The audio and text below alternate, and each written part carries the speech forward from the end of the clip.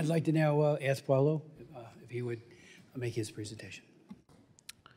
Mr. Chairman, Ranking Member Wild, and distinguished members of the House, my name is Paulo Figueiredo, and I am the living, breathing proof of human rights violations in Brazil. For doing the work of a good journalist, I am censored in all social media, I have my assets frozen, and my Brazilian passport canceled, all without due process.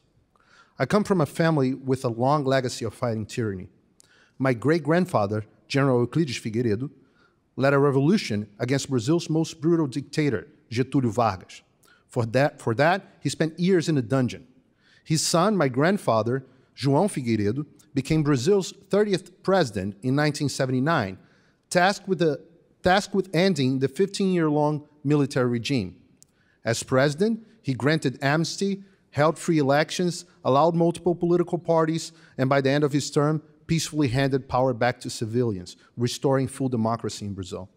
I never imagined this legacy of fighting for individual freedoms would span generations and fall upon me as well. Until the end of 2022, year of Brazil's latest presidential election, I was a political commentator on JP News, a TV network often compared to US Fox News. The primetime show I was in had been voted the best in the country and had more viewers than the next two networks combined, including the local CNN. I had over 5 million followers across all social media with higher engagement than virtually any other journalist in Brazil. By any account, I was one of the most influential journalists in the country, until I started being targeted by a series of decisions from the highest court in the land. In December 2022, I had all my social media accounts blocked for Brazilians. Later, I learned that the order would extend to freezing my financial assets, suspending the confidentiality of my financial transactions, threatening exorbitant fines every time I said something that displeased Justice Alexandre de Moraes, and even canceling my Brazilian passport. I disappeared from my entire audience. This is the modern equivalent of being sent to a dungeon, as was my great-grandfather. In January 2024, following Lula's inauguration and the January 8th riots, Brazil's Department of Justice opened a case against JP News, accusing the channel of fomenting the revolt. Demonetized by YouTube, faced with new criminal case and threat of losing its public concession, JP News gave in and laid off all its conservative commentators and adopted a more Moraes-friendly editorial stance. I was unemployed with all my assets frozen and my work tools blocked. Rumble and locals promised to always stand for freedom of expression, so I joined, quickly becoming one of the biggest content creators on both, with 120,000 subscribers on Rumble and nearly 60,000 subscribers and 2,000 paid subscribers on locals.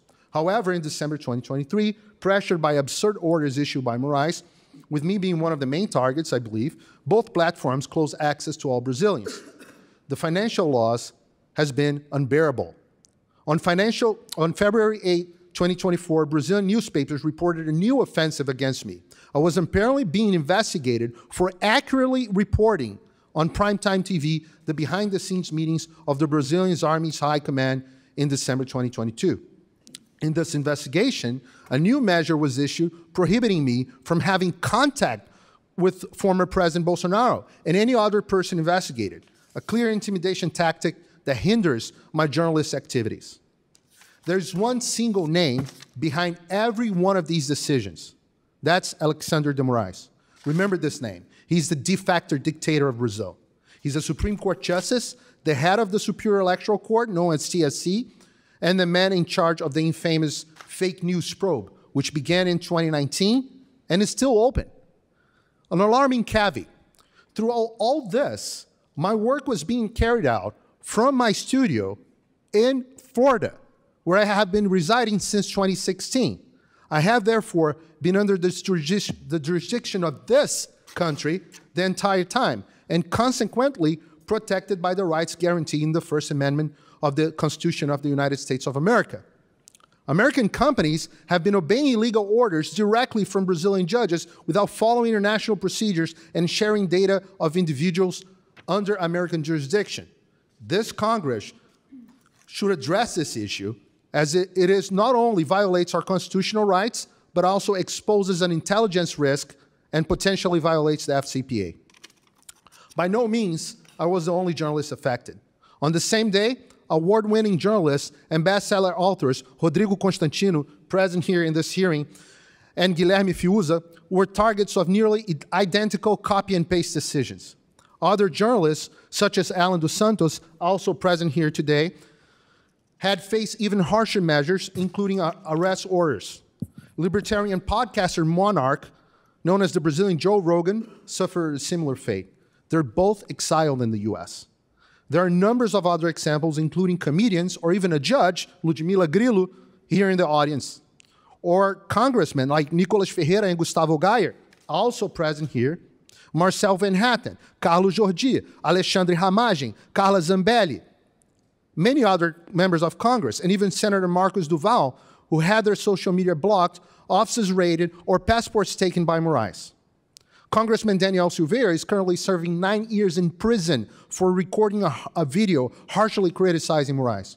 Former Congressman Dalton Dallagnol, the former prosecutor who got Lula da Silva convicted for corruption, also here, lost his seat by order of Moraes court.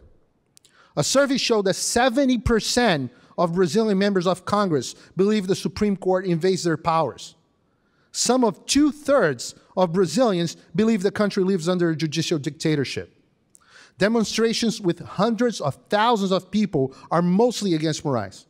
The Brazilian people and Congress know Moraes is out of control, but are paralyzed with fear. Many ask how one justice can do all these things, given that Brazil has laws defending freedom of expression.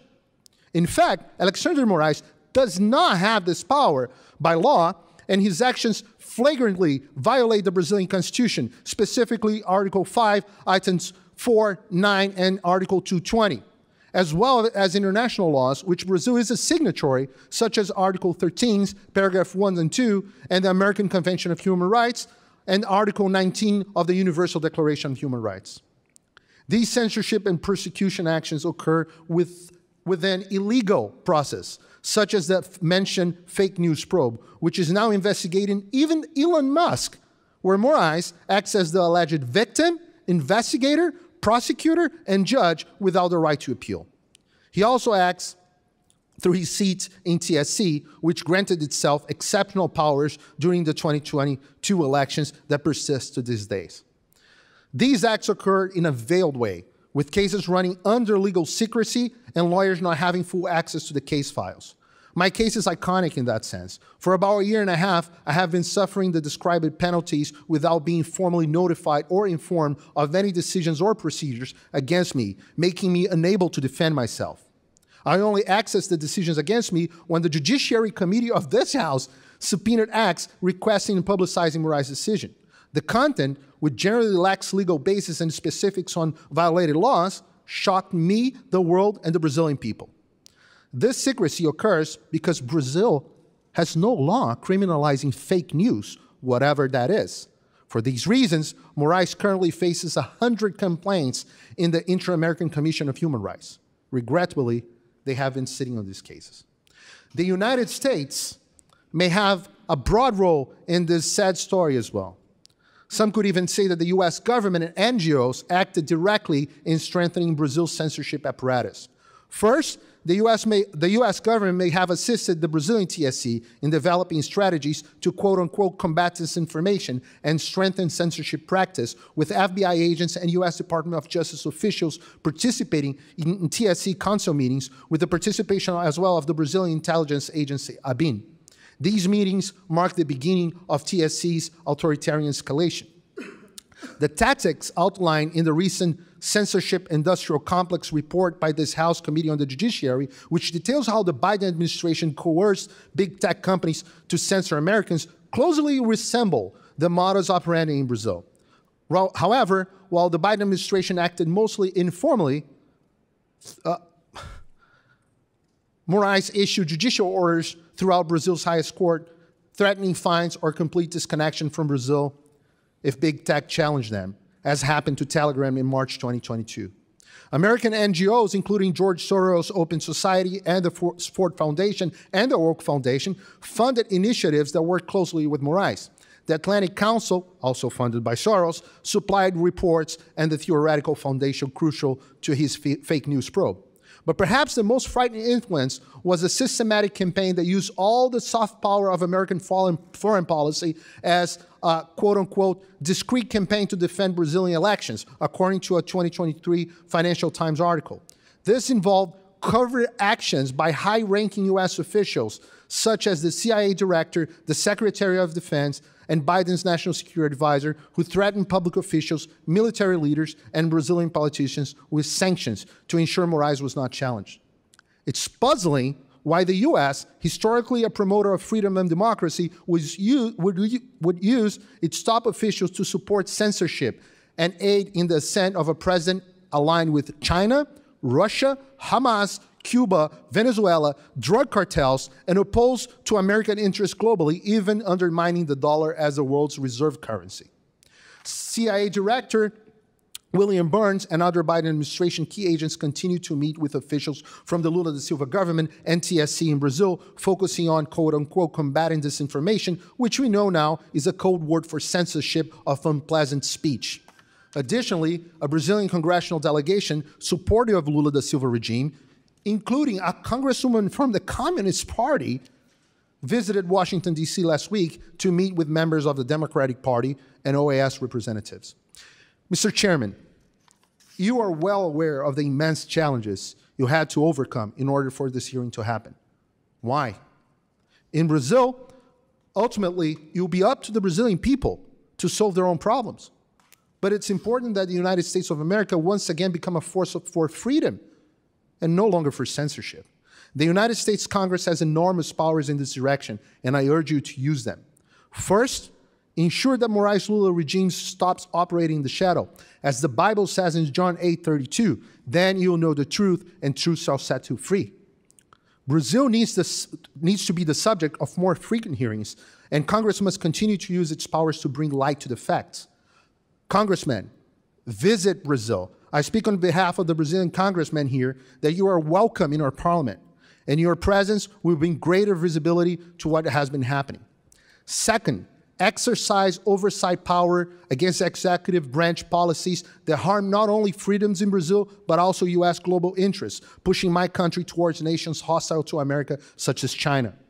Third, withhold funds and resources, not only those destined for Brazil, but also for international organizations, such as the OAS, that are shirking their roles. The American taxpayer should not finance the oppression of my people. Finally, produce legislation imposing harsh sanctions on Brazilian government and officials who violate fundamental rights and freedoms. With this help, I guarantee that my country's institution will react and return our freedoms. This is what I beg of you on behalf of millions of Brazilians. God bless America, God bless Brazil.